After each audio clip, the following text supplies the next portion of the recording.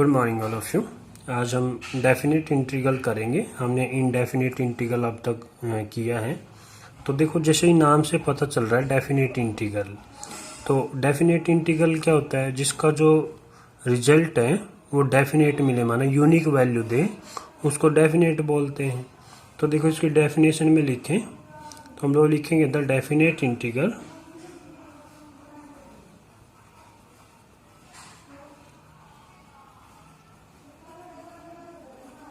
has unique value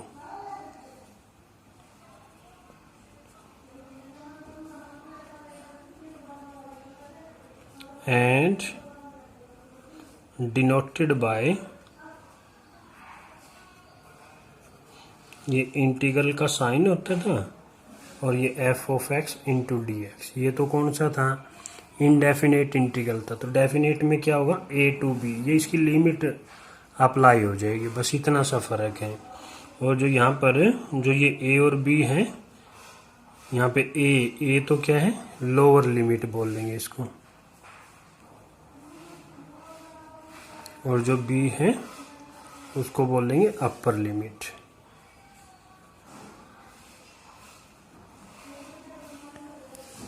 और जो definite integral है उसको हम दो टाइप से करेंगे। फर्स्ट तो है आपके पास definite integral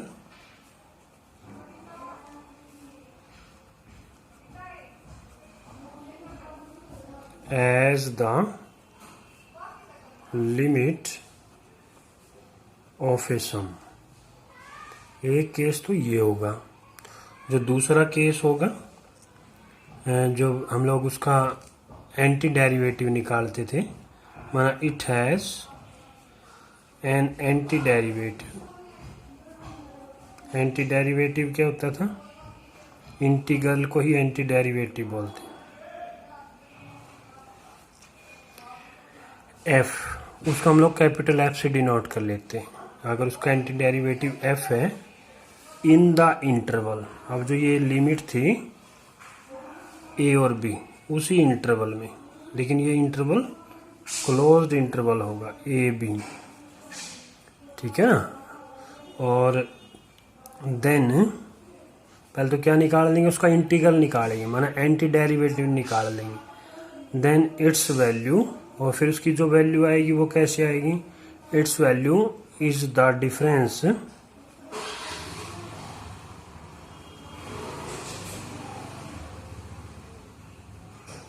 difference between the values of F, माना जो एंटी डेरिवेटिव है, एट द एंड पॉइंट्स। जो एंड पॉइंट है माना ए बी है, उस पे जो इंटीग्रल की वैल्यू का जो डिफरेंस होगा, एक हम लोग ये मेथड करेंगे। माना इस बात को इस तरह से कहा जा सकता है कि एफ ऑफ बी, माना integral at point B, limit B और माइनस एफ ऑफ ए। तो इस तरह से भी हम लोग डेफिनेट इंटीग्रल निकालना सीखेंगे। अब देखो, हम लोग फर्स्ट केस को डिस्कस करते हैं। इन दोनों मेथड को हम लोग वन बाय वन डिस्कस करेंगे। तो फर्स्ट ऑफ ऑल हमारी एक्सरसाइज जो 7.7 होगी, उसके लिए हम लोग देखते हैं क्या है। पहला, definite integral as the limit of a some.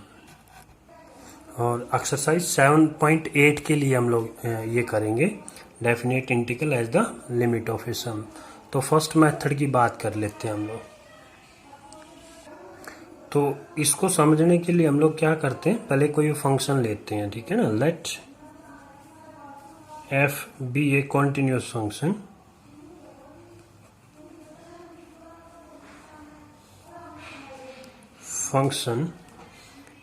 In the interval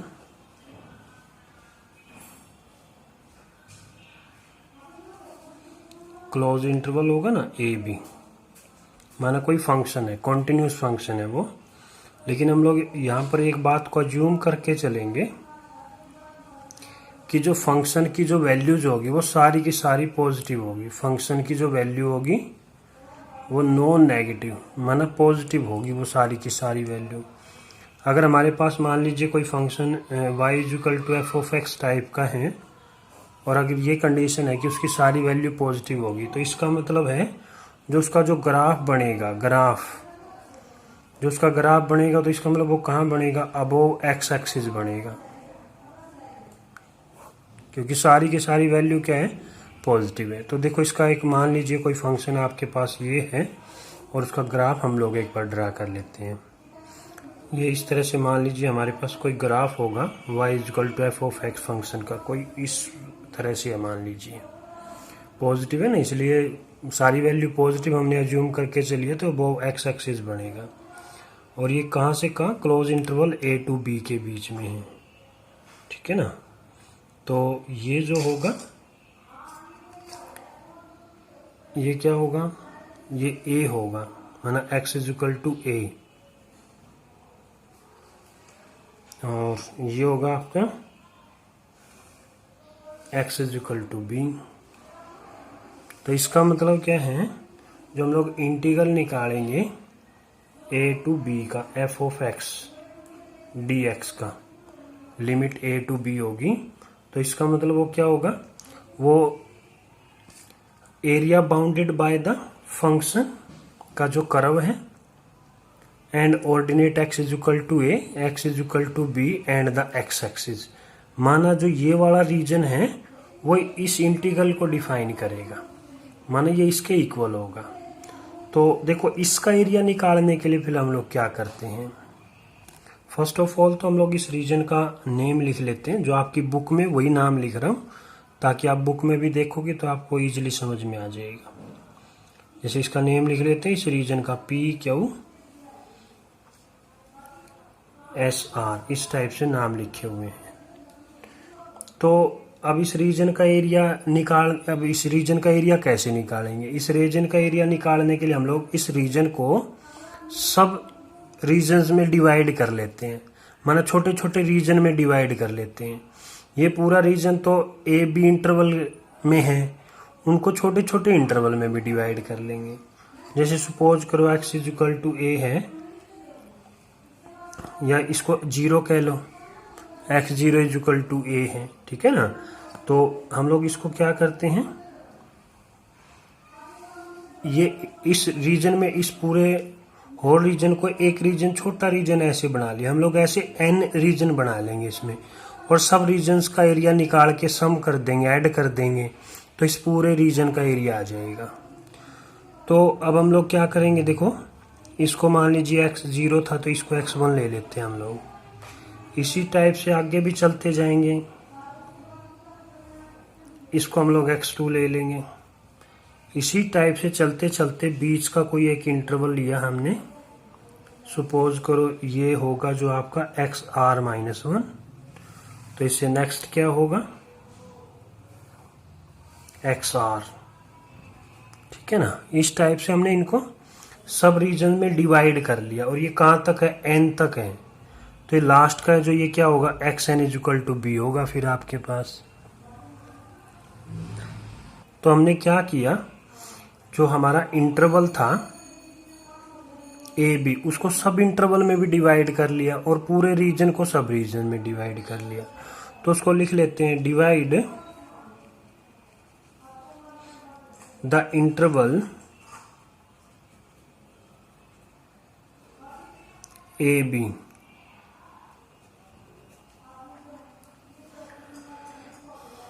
into n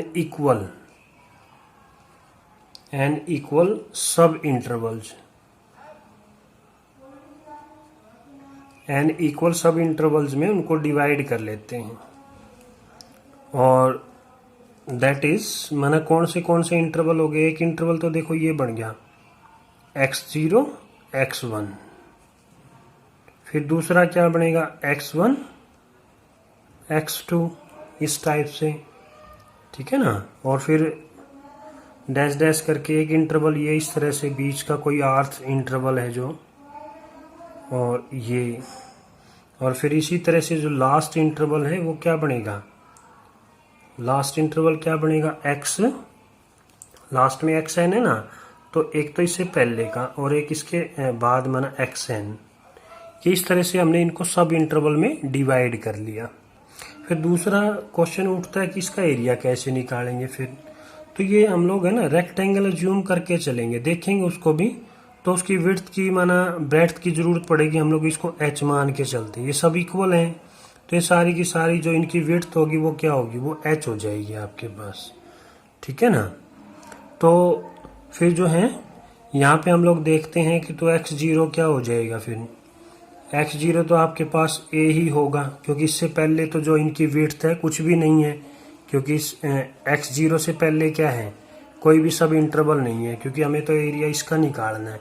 तो काउंट तो यहीं से करेंगे ना, पहले नहीं करेंगे। तो x0 तो a ही होगा, तो x1 क्या होगा फिर, x1 हो जाएगा। अब देखो यहाँ तक ये a था, तो इसमें ये h इंटरवल जो है वो ऐड हो गया, तो x1 की वैल्यू आ जाएगी। माना उसको कैसे लिखा जाएगा, a प्लस में h। और इसी तरह से अगर हम लोग बात करें x2 की, तो वो कैसे आ जाएगा, a प्लस में 2h। और डैश डैश डैश xr कैसे आएगा, xr आ जाएगा a प्लस में rh। माना देखो फर्स्ट निकाला 1h, सेकंड निकाला 2h, आर्थ निकाला RH। और अगर हम लोग इन्हें xn निकालना हो, xn एक तो देखो b के इक्वल है, और दूसरा फिर nth निकालना हो तो क्या बनेगा, a प्लस में nh बन जाएगा। और यहां से अगर हमें n की वैल्यू निकालनी पड़े, n इज इक्वल टू, देखो b माइनस a, इसको थोड़ी देर के लिए छोड़ देते हैं, तो a इधर आके minus b minus a, n निकालना है n के साथ मल्टीप्लाई, तो उधर जाके डिवाइड हो जाएगा। दूसरी बात देखते हैं हम लोग, जैसे जैसे ये विड्थ कम होती जाएगी, माना हम लोग इस सब इंटरवल्स को इनफाइनाइट सब इंटरवल में डिवाइड कर दें। ये तो हमने n में किया, इनफाइनाइट माना जितने सब इंटरवल बढ़ते जाएंगे तो ये विड्थ क्या है, ये उतनी ही कम होती जाएगी ये, ठीक है ना। ये विड्थ तो इसलिए आपको नजर आ रही है इतनी, क्योंकि ये समझो भाई ये तो बहुत क्लोज है, आप माइक्रोस्कोप में देख रहे हो तब जाके आपको इतनी विड्थ इसकी दिखाई दे रही है, अदरवाइज तो ये बहुत क्लोज है। और जैसे जैसे ये सब इंटरवल इनफाइनाइट को पहुंचेंगे तो h क्या होता जाएगा, 0 की तरफ टेंड होना शुरू हो जाएगा। तो यहां पे लिखेंगे कि as n tends to infinity, तो h किसको टेंड करेगा, 0 को टेंड करेगा। तो देखो एरिया निकालने के लिए हम लोग क्या करेंगे, जैसे सपोज करो इसी का एरिया निकालना है, पहले तो हम लोग इस रीजन का नेम रख लेते हैं, a b c d, कुछ भी लिख लिया हमने, a b d c या a c d b a, ऐसे रीजन का नेम रख लिया। अब इसका एरिया निकालना, देखो हम लोग पहले तो क्या करते हैं, इसका एरिया निकालने के लिए रेक्टेंगल बना लेते हैं, इसके पैरेलल ये ड्रा कर ली। अब देखो रेक्टेंगल एक टाइप तो ऐसे बन सकते हैं, एक इस टाइप से भी बन सकती है। अगर हम लोग इसको प्रोड्यूस करके ऐसे ज्वाइन कर दिए, दो टाइप से रेक्टेंगल बन सकती है। अब देखो इसका एरिया है जो हमने क्या निकालना है, region A B D C A का एरिया निकालना है, लेकिन हमारे पास रेक्टेंगल है कि तो इससे इसके एरिया से लेस आ रही है, एक इसके एरिया से ग्रेटर एरिया वाली आ रही है। तो देखो इनका एरिया कैसे लिखेंगे फिर, तो इस एरिया को लिखेंगे कि एरिया ऑफ रेक्टेंगल, रेक्टेंगल देखो पहले कौन सी रेक्टेंगल है, ए बी, इनके और नेम रख लेते हैं, इनके नेम में यहाँ एल रख लेते हैं, यहाँ एम रख लेते हैं। तो एक रेक्टेंगल तो कौन सी बनी, ए बी एल सी, ये तो रेक्टेंगल है। Area of rectangle A B L C, ये लेस हो जाएगा किसके एरिया से, जो हमने रीजन बनाया था ना, ए बी डी सी ए का, तो इससे लेस हो जाएगा ये एरिया ऑफ रीजन। अब ये रेक्टेंगल नहीं, ये रीजन है, क्योंकि यहाँ कर्व है, यहाँ ये सी से डी तक कर्व है ये, तो रीजन क्या लिखेंगे, ए बी डी सी ए। और इसका एरिया, इस रीजन का एरिया लेस हो जाएगा इस रेक्टेंगल से, ए बी डी एम से, तो ये लेस हो जाएगा, ये वाला एरिया लेस हो जाएगा। एरिया ऑफ रेक्टेंगल, वो रेक्टेंगल हो गई है, रेक्टेंगल ABDM, ठीक है ना, उससे लेस हो जाएगा। फिर हम लोग देखते हैं जैसे जैसे H0 को टेंड करेगा, अभी हमने लिखा था ना कि H0 को टेंड करता है जब हम लोग इसको इनफाइनाइट सब इंटरवल्स में डिवाइड कर देंगे, यानी कि n जैसे जैसे इन्फिनिटी को टेंड करेगा। तो H0 को टेंड करता है तो ये क्या हो जाएगा, इनकी जो विड्थ है वो मतलब जैसे जैसे 0 को टेंड करेगी तो जो इस रीजन का एरिया सपोज करो D यहाँ आ जाएगा। जैसे मान लो इसका जो गैप है वो और कम हो जाएगा, यहाँ आ गया। जैसे मान लीजिए मैं एक ऐसे ऐसे आएगा, फिर वो ये S तो कम हो गई, तो फिर जो ये वाला एरिया है ना, ये वाला एरिया है, तो देखो पहले कितना एरिया था, अब वो एरिया क्या हो गया, कम हो गया। और ये देखो, तो जैसे जैसे H0 को टेंड करेगा इन तीनों का, देखो इस रेक्टेंगल इसका एरिया, इस रेक्टेंगल का और एक बड़ी रेक्टेंगल का और इसका है, वैसे वैसे ये गैप है ना कम होता जाएगा। और जैसे जैसे ये गैप कम होता जाएगा इन तीनों का एरिया अप्रोक्सीमेटली इक्वल होना शुरू हो जाएगा, ठीक है ना। तो इसको क्या लिखेंगे, as S tends to 0 all 3 areas nearly equal, मतलब अप्रोक्सीमेटली इक्वल हो जाए। इक्वल कभी भी नहीं हो सकते, ठीक है ना। कभी भी कोई कर्व होगा, अगर एक स्ट्रेट लाइन आ जाए माना एक्स एक्सिस के पैरेलल आ जाए, उसका तो हम लोग एग्जैक्ट निकाल सकते हैं, और वो हम लोग रेक्टेंगल का निकाल देते थे। लेकिन जब कर्व का आ जाए ना, कर्व का, तो कर्व से बाउंडेड एरिया में निकालना हो तो एग्जैक्टली कोई नहीं निकाल सकता, ये अप्रोक्सीमेटली होता है, इसीलिए हम लोग इसमें लिमिट का यूज करते हैं। तो इसका मतलब क्या होगा, nearly equal to each other होगा।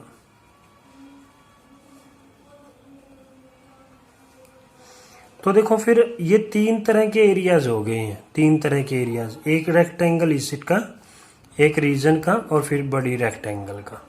तो इसके देखो जो छोटी रेक्टेंगल है उसके एरिया को हम लोग स्मॉल लेटर S से डिनोट कर लेते हैं। सपोज करो ये N स्ट्रिप थी, माना N रीजन थे, उनको हमने SN से डिनोट कर लिया। तो देखो इनका एरिया निकालने के लिए हम लोग क्या करेंगे, यहां पर फंक्शन की जो वैल्यू होगी x इज इक्वल टू 0 पे, तो इसके कोरस्पॉन्डिंग यहाँ क्या आएगा, f ऑफ x 0 आएगा, ठीक है ना। तो इसका एरिया कैसे निकालेंगे, फिर इसका एरिया क्या निकालेंगे, जैसे रेक्टेंगल का एरिया होता है L इंटू बी, ठीक है ना। इस टाइप से बनी हुई है, इस टाइप से, मतलब जैसे ये बनी हुई है, हम लोग एक स्ट्रिप को लेके चल रहे हैं सिर्फ, ठीक है ना। तो देखो फिर ये हम लोग कैसे लिखेंगे इसका, L इंटू में B, L का काम तो ये करेगा, B का जो मतलब विड्थ है ब्रेड्थ है वो H करेगा, तो इसका एरिया क्या हो जाएगा, H इंटू में F ऑफ x0, ये फर्स्ट रेक्टेंगल का हो गया। प्लस में फिर क्या हो जाएगा, अब वो क्या आना शुरू हो जाएगा, x1 आएगा फिर, तो इसकी कॉरस्पॉन्डिंग वैल्यू क्या हो जाएगी ना, x1 के कॉरस्पॉन्डिंग वैल्यू y की f ऑफ x1 हो जाएगा फिर, तो उसका एरिया क्या हो जाएगा, f ऑफ x1 इंटू में h, विड्थ सबकी h है, ठीक है ना। प्लस में फिर क्या हो जाएगा, h इंटू में f ऑफ x2, इसी तरह से चलता जाएगा वो। तो लास्ट में क्या आ जाएगा, h f ऑफ x। अब देखो 0 से स्टार्ट किया है, 1 से स्टार्ट करते तो n तक जाता, 0 से स्टार्ट किया तो एक लेस होगा, मैंने xn-1 लेंगे इस टाइप से। तो हम लोग क्या करते हैं, इनमें से सब में से h कॉमन ले लेते हैं, h कॉमन ले लिया तो क्या बचा, f ऑफ x0 प्लस में f ऑफ x1 प्लस में f ऑफ x2 प्लस में dash dash f of xn-1, इस टाइप से h हमने कॉमन लिया। तो अगर हम लोग इसको सुमेशन की नोटेशन में लिखें तो ये बन जाएगा सुमेशन, देखो r क्या है, 0 से स्टार्ट हो रहा है मना, तो कहाँ तक गया वो, 0 से स्टार्ट हुआ तो n-1 तक गया है वो, और यहाँ क्या लिखेंगे एफ ऑफ, देखो ये 0, ये 1, ये 2, तो यहाँ क्या लिखेंगे एफ ऑफ एक्स आर लिख लेते हैं। ठीक है ना, देखो आर 0 से लेके n-1 तक जाएगा तो इन्हीं का सुमेशन बनेगा, तो इसको इस तरह से लिख लेते हैं हम लोग। और फिर देखो जो ग्रेटर रेक्टेंगल थी, जो बड़ी रेक्टेंगल थी ABDM, अब इसका एरिया देखते हैं हम लोग। या ABDM जो बड़ी रेक्टेंगल है, मतलब जो जिसका एरिया इसके रीजन से ग्रेटर है, ठीक है ना, तो उसका एरिया हम लोग देखो कैसे निकालेंगे।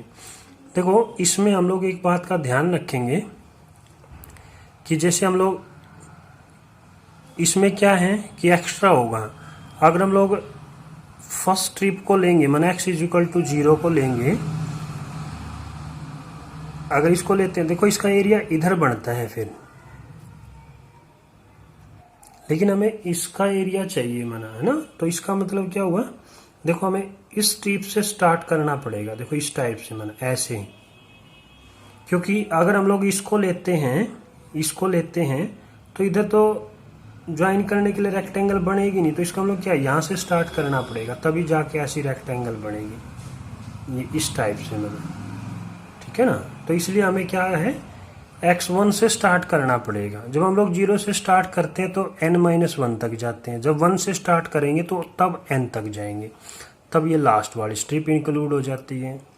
तो उसके एरिया को हम लोग जैसे स्मॉल रेक्टेंगल के एरिया को हमने स्मॉल SN से डिनोट किया है, तो कैपिटल से हम लोग कैपिटल S से जो रेक्टेंगल बड़ी थी उसको एरिया को हम लोग डिनोट कर लेते हैं। तो उसका एरिया देखो जैसे इसी तरह से सब में से S तो कॉमन आएगा ही आएगा, लेकिन अब स्टार्ट कहाँ होगा, 1 से स्टार्ट होगा, f(x1), f(x2), इस तरह से स्टार्ट होगा वो, लेकिन अब कहाँ तक जाएगा ये, वो n तक जाएगा अब। तो इसको सुमेशन की नोटेशन में लिखें, h सुमेशन, अब r कहाँ से स्टार्ट हो रहा है, 1 से स्टार्ट हो रहा है, कहाँ तक गया, n तक गया, तो इसको क्या लिखेंगे f(x_r), ठीक है ना। तो अब देखो इस इक्वेशन में अगर हम लोग पुट करें, ये सपोज करो आपके पास इक्वेशन थी, तो उसके हिसाब से लिखें तो फर्स्ट तो क्या आ गया, ये आ गया आपके पास, तो इसको लिखेंगे मतलब स्मॉल लेटर SN है जो, उसका area less than area of region ABDCA, ये जो रीजन इसका हमें निकालना है, और ये लेस होगा कैपिटल SN से, ठीक है ना। तो देखो अब जैसे जैसे H 0 को टेंड करना शुरू करेगा तो ये अप्रोक्सीमेटली एरियाज है इक्वल होने शुरू हो जाएंगे, ठीक है ना। तो लिमिट लें कि अगर limit SN small letter SN is equal to limit n tends to infinity capital SN is equal to, तो ये अप्रोक्सीमेटली इक्वल होंगे, तो एरिया ऑफ रीजन ABDCA, और इसका एरिया माना क्या है, integral of definite integral of a to b f(x) dx, और इनका एरिया हमने निकाल लिया था, अभी कैसे निकालेंगे हम लोग, ठीक है ना। ये हमने ऊपर लिखे हुए हैं, जैसे ये कैपिटल SN का है, तो देखो तो इसका मतलब इसका इंटीग्रल कैसे होगा, integral of a to b f(x) dx is equal to limit n tends to infinity था उसमें, और इसको क्या लिखा था SN स्मॉल लेटर SN को क्या लिखा था, H कॉमन आया था उनमें से, और यहाँ लिखा था f(x0), f(x1), f(x2) प्लस में प्लस f(xn-1),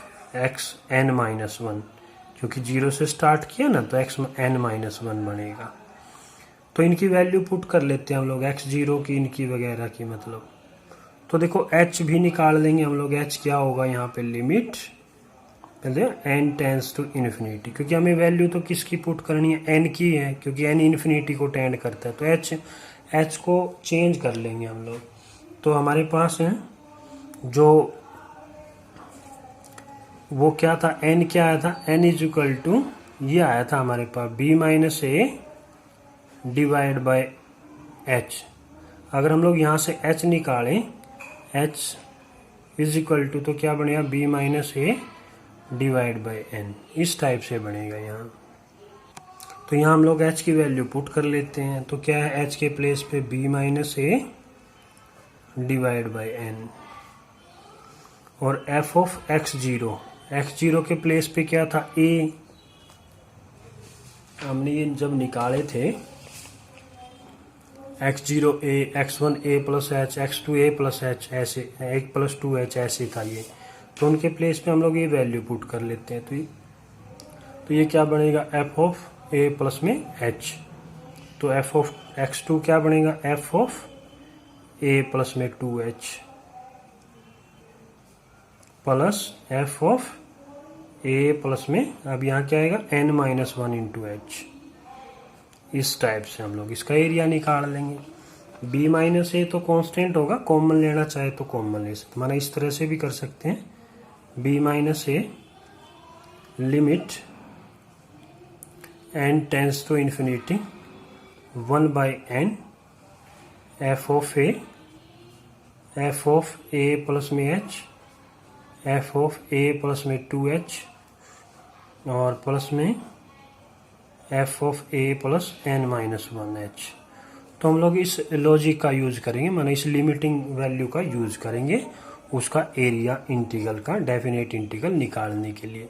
अगर हम लोग कैपिटल S का भी यूज करेंगे तो उससे भी एरिया वही सेम आएगा, क्योंकि तीनों के अप्रोक्सीमेटली सेम मिलते हैं, चाहे हम लोग स्मॉल लेटर SN वाला एरिया निकालें या कैपिटल SN वाला एरिया निकालें, दोनों ये अप्रोक्सीमेटली इक्वल देंगे। क्योंकि इनमें थोड़ा सा चेंज क्या होता है कि इसमें अगर स्मॉल लेटर SN लेते हैं तो इसमें x0 से स्टार्ट होता है तो n माइनस 1 तक जाएगा ये, अगर हम लोग उसको 1 से स्टार्ट करेंगे तो वो n तक जाएगा, क्योंकि 1 to n है, n सब रीजन में हमने उनको डिवाइड किया था, तो इसलिए बस इस बात का ध्यान रखना पड़ता है, बाकी दोनों से अप्रोक्सीमेटली इक्वल आता है।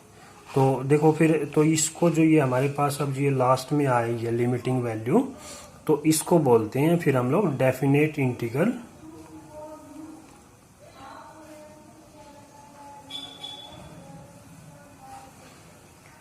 एज द लिमिट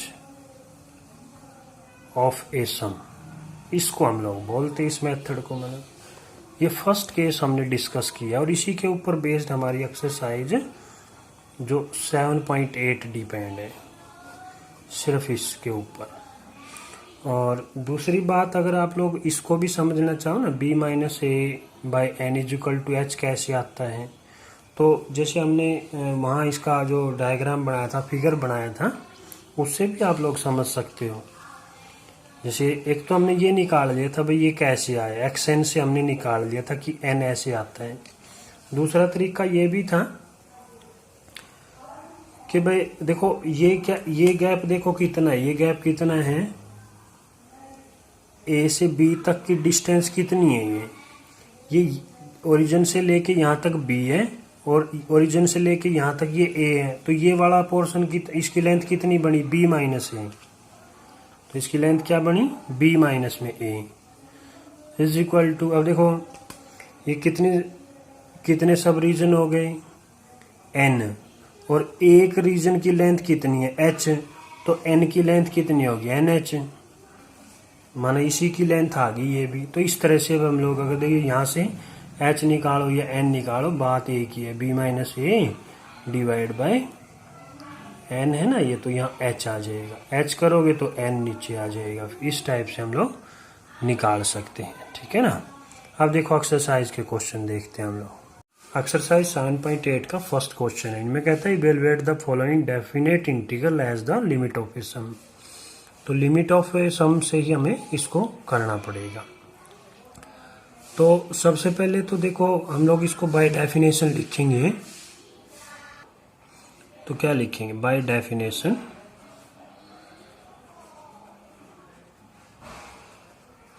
माना जब हमने एरिया की जो डेफिनेशन निकाली थी उसको लिख लेते हैं पहले, कि integral of a to b x D x.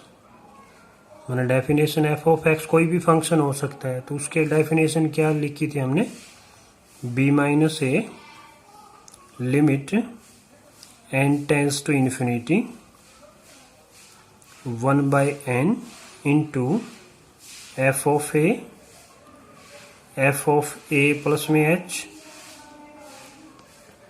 Plus dash dash dash F of A plus में n minus 1h।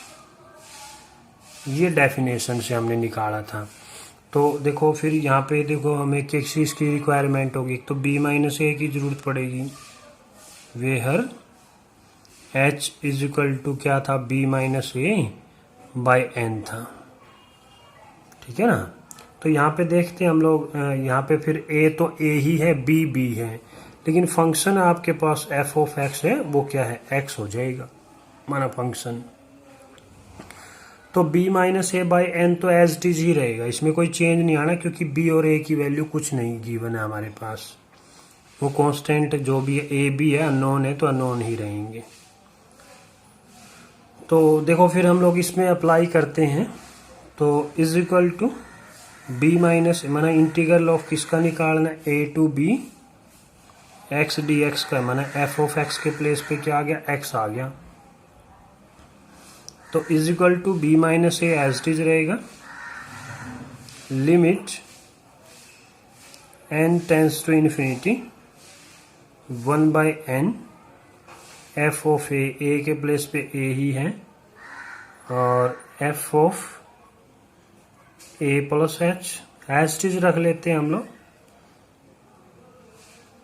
F of A plus में n माइनस 1h। इस टाइप से हमने लिख लिया। तो is equal to B minus A limit n tends to infinity 1/n। अब देखो एफ ऑफ ए रखा, एफ ऑफ एक्स क्या है, x है, अगर एफ ऑफ ए रखेंगे तो यहाँ क्या आ जाएगा, a आ जाएगा, तो यहाँ क्या बन गया, a, यहाँ क्या आ जाएगा, a प्लस एच, फंक्शन में वैल्यू पुट कर दिया हमने, तो ये इस तरह से चलेंगे माना, फिर क्या आ जाएगा, a प्लस में 2h, इस टाइप से आएंगे ये, प्लस में फिर लास्ट में क्या आ जाएगा, a प्लस में n माइनस 1h आ जाएगा, इस टाइप से। तो इसको लिखेंगे हम लोग b minus A limit n tends to infinity 1/n। अब देखो a है ना, जो हर एक टर्म में आया है, हर एक टर्म में आया है, तो मैंने यहाँ भी आया a plus dash dash dash dash और लास्ट में भी a। अब ये देखो ये कितने टाइम्स है, 0 से लेके n माइनस 1 तक आया है ये, तो माना n टर्म्स है ये, तो इसको क्या लिख लेंगे हम लोग, n टाइम्स, ये n टाइम्स आया है। प्लस में फिर देखो, फिर यहाँ से h देखो, h आ रहा है, फिर क्या आ रहा है, 2h आ रहा है, फिर डैश डैश डैश करके n माइनस 1h आ रहा है। और फिर हम लोग देखते हैं कि जो ये टर्म है वो कितने टाइम्स आए हैं। अब ये देखो ये 0 से स्टार्ट नहीं हो रहे, फर्स्ट टर्म में सिर्फ a है, ये सेकंड टर्म से स्टार्ट हो रहा है, तो सेकंड टर्म से स्टार्ट हो रहा है, तो इसका मतलब एक टर्म कम है इसमें, तो इसका मतलब ये कितना आएगा, n माइनस 1 टर्म्स आएंगे इसमें। इस बात का ध्यान रखना है। तो फिर इसको लिख लेते हैं, b minus A limit n tends to infinity 1/n।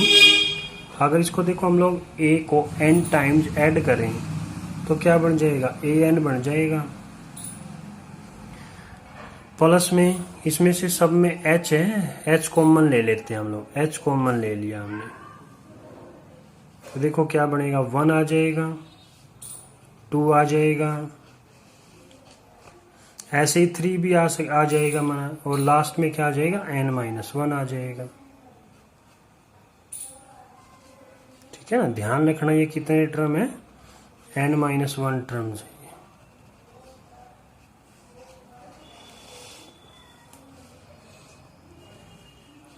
तो ये तो एज इट इज लिखेंगे b माइनस ए, तो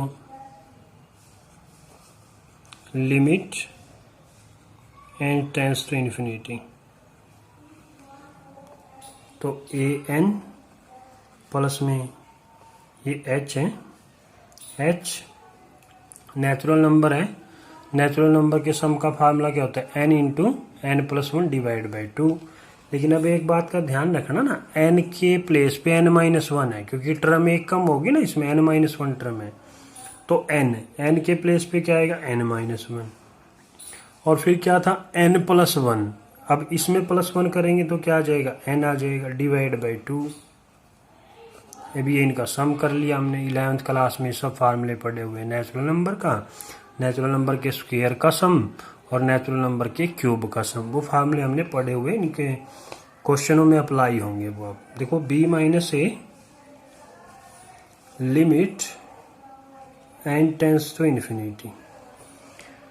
अब हम लोग क्या करते हैं, इस n को अंदर मल्टीप्लाई कर लेते हैं, इसके साथ मल्टीप्लाई करेंगे, n से n कैंसिल हो जाए, a आ जाएगा, इसको अंदर मल्टीप्लाई करेंगे तो ये n कैंसिल हो जाएगा, तो क्या बचे h into n minus one divide by 2।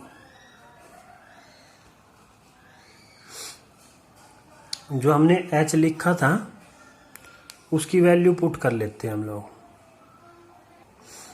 क्यों, क्योंकि हमें तो सिर्फ n की लिमिटिंग वैल्यू का पता है, n टेंस टू इन्फिनिटी रखेंगे या h को है, दोनों में नहीं है, या तो h में चेंज करेंगे या n में चेंज करेंगे, और वैसे भी हम लोग डायरेक्ट n की वैल्यू पुट नहीं कर सकते, इनफाइनाइट आ जाएगा मैंने, तो इसलिए हम लोग क्या करेंगे h की वैल्यू लिख लेते हैं हम लोग। h हमने क्या निकाला था, h हमने ये यहाँ पर इस टाइप से निकाला था कि जहाँ पे h ये है, b और a की वैल्यू तो गिवन नहीं है, तो ऐसे ही लिखेंगे हम लोग b minus a divide by N, तो उसको इस तरह से लिख लेते हैं हम लोग, तो b minus A limit n tends to infinity a, h के प्लेस पे रख लेंगे, अब h क्या था b minus a divide by 2, ये तो सॉरी ये तो 2, तो h के प्लेस पे b minus a divide by n था ये, तो ये 2n हो जाएगा इंटू में n माइनस वन, माना h के प्लेस पे हमने क्या रखा b minus a divide by n, ये 2 यहाँ से लिख लिया हमने, तो b minus A limit n tends to infinity a plus में b minus a divide by 2, ये तो मतलब कांस्टेंट है, ये तो n को अंदर इसके साथ डिवाइड करेंगे, अगर इसके नीचे लिखेंगे तो 1 आ जाएगा, और इसके नीचे लिखेंगे तो क्या आ जाएगा 1 बाई n आ जाएगा, इस टाइप से लिख लिया हमने उसको। और देखो अगर n इन्फिनिटी को टेंड करता है तो 1 बाई एन किसको टेंड करेगा, 0 को टेंड करेगा, ठीक है ना, अगर n इन्फिनिटी को टेंड करता है तो 1 बाई एन 0 को टेंड करेगा, क्योंकि देखो 1 बाई एन है और n की वैल्यू क्या है इन्फिनिटी, इन्फिनिटी का मतलब बहुत बड़ा नंबर है, और यहाँ जितना बड़ा नंबर रखेंगे उसकी वैल्यू क्या होता है कि 0 की तरफ टेंड होनी शुरू हो जाएगी, तो इसलिए 1 बाई एन क्या होगा 0 को टेंड करेगा, तो लिख लेते हैं value b minus A limit n tends to infinity a plus में b minus a divide by 2, तो ये क्या आ जाएगा 1 माइनस, ये क्या हो जाएगा 0 हो जाएगा, b minus A limit n tends to infinity a, ये तो 1 है, 1 के साथ मल्टीप्लाई यही आ जाएगा, तो क्या आ जाएगा b minus a divide by 2, और तो लिमिटिंग वैल्यू तो हमने पुट कर दी, ठीक है ना, तो लिमिट पुट कर दिया तो ये लिमिट नहीं आएगी, फिर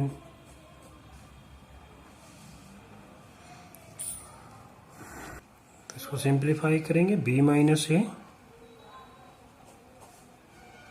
एलसीएम ले लेते हैं 2, तो ये आ गया 2a प्लस में b माइनस ए, तो ये बन गया b माइनस ए इंटू, तो ये b प्लस ए बच गया, 2a माइनस ए, तो प्लस का a और डिवाइड बाई 2, इनकी मल्टीप्लाई कर लेते हैं हम लोग, इनकी मल्टीप्लाई करेंगे तो क्या बन गया b square minus A square by 2। तो ये आपके पास आंसर आ जाएगा। नेक्स्ट क्वेश्चन, सेकंड क्वेश्चन है। सेकंड क्वेश्चन में देखो, पहले तो हम लोग लिख लेते हैं ना, यहाँ पे ए कितना हो गया, देखो ए टू बी होता है ना, ए तो क्या आ गया 0 आ गया, बी क्या हो गया 5 हो गया। तो फंक्शन क्या है यहाँ, तो फंक्शन आपके पास f of x is equal to x plus 1 हो गया फंक्शन, ठीक है ना। तो फिर हमें किसकी जरूरत पड़ेगी, एन की रिक्वायरमेंट है, या एच है, एच इज इक्वल टू या n is equal to, h is equal to B minus a divide by n है। तो बी कितना है 5, 5 माइनस 0 डिवाइड बाई एन, तो क्या बन गया 5 बाई एन बन गया। तो बाय डेफिनेशन लिख लेते हैं, बाय डेफिनेशन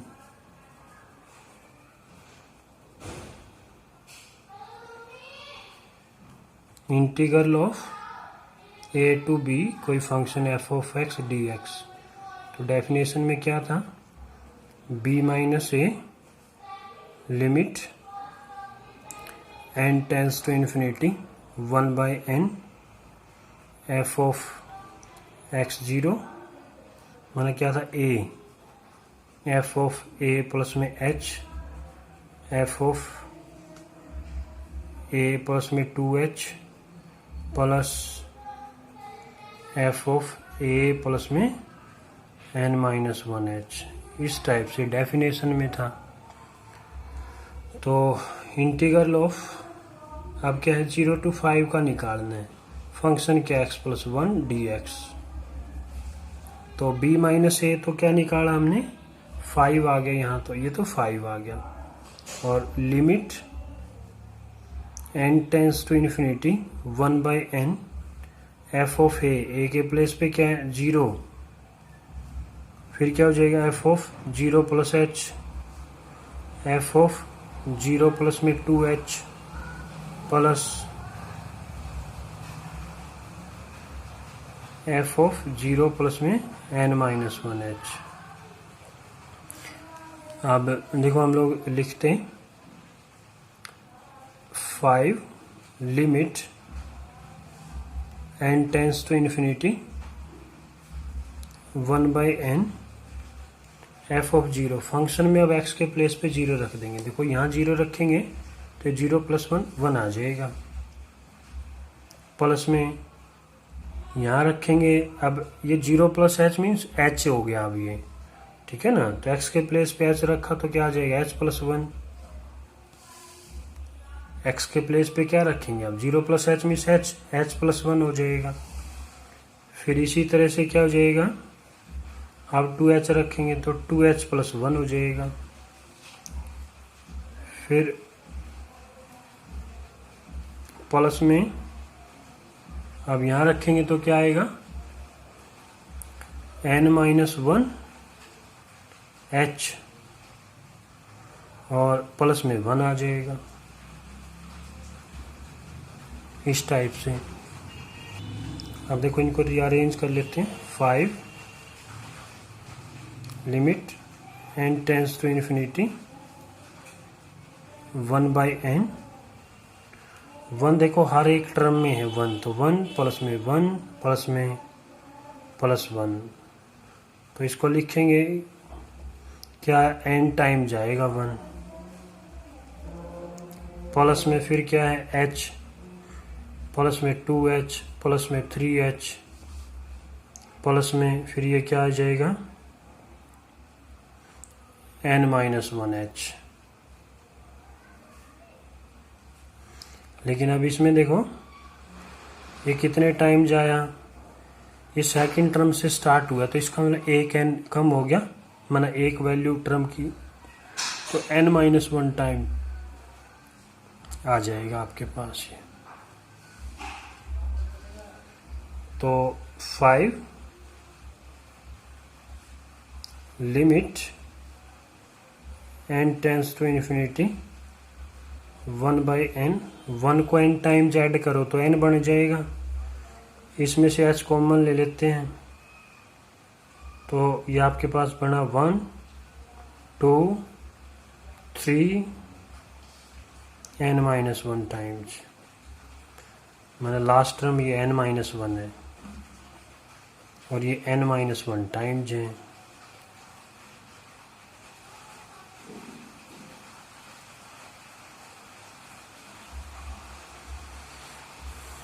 तो अब देखो इनको ऐड करेंगे फिर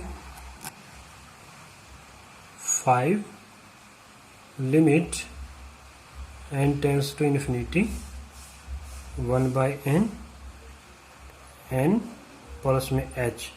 फिर ये नेचुरल नंबर हो गया, नेचुरल नंबर का सम n इंटू n के प्लेस पे वही n-1। अब n+1 करेंगे तो n आ जाएगा डिवाइड बाई 2।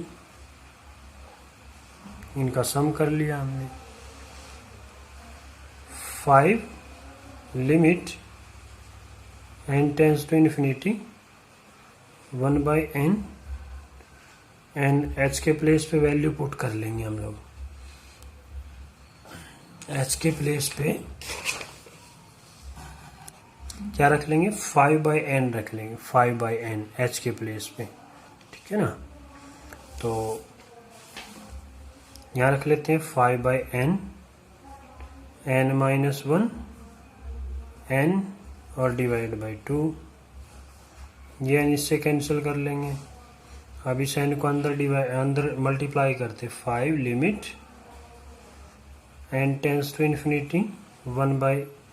अब देखो इसको अंदर मल्टीप्लाई करेंगे तो यहाँ क्या आ जाएगा 1। 5/2 5/2 तो ये बाहर ले लिए, कांस्टेंट है। इसको इससे डिवाइड करोगे तो यहाँ तो आ जाएगा 1 और इधर करोगे तो 1/n।